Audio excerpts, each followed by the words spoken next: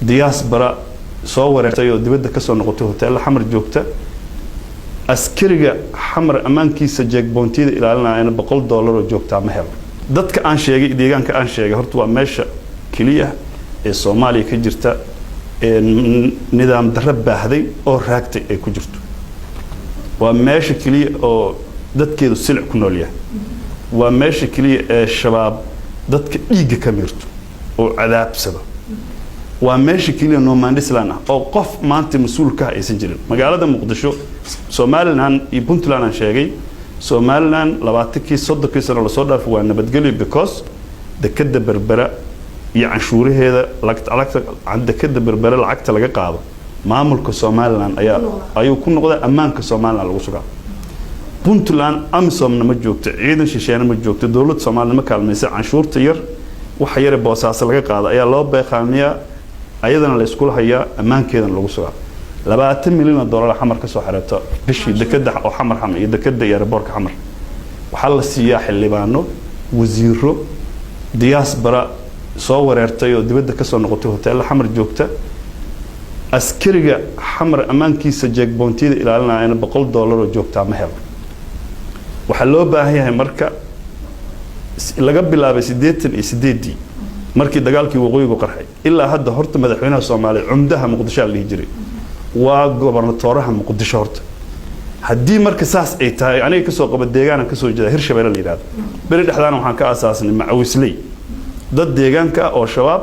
si iskooda inta isku xilqaamay ula dagaalamo actually waxay muujiyeen in laga adkaan karo hawshii meel dhex markay joogtay istaagtay wax lagu kaalmeeyo waa la waay ciidanaysana waa la waay lacagta xamar laga soo qaadayo xildhibaanka Puntland laga soo diray oo lacag laga soo daba diray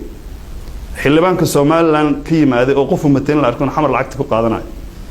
midka meelaha kale ka yimaaday oo xamar lacagta ku qaadanayo waxaan rabnaa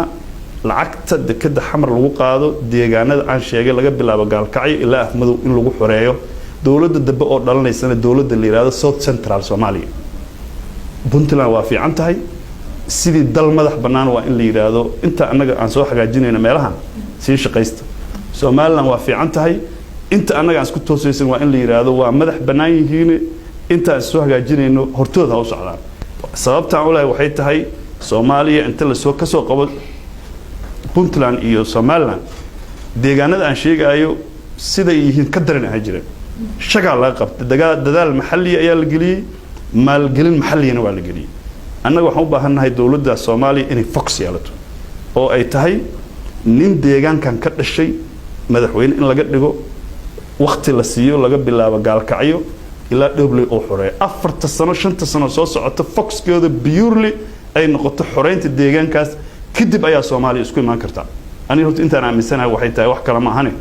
war Soomaaliya hadii federaal qaadatay nin Somaliland ka yimid horta gaalkacyo ma xoreynayo meesha la aado ceelbuur ma xoreynayo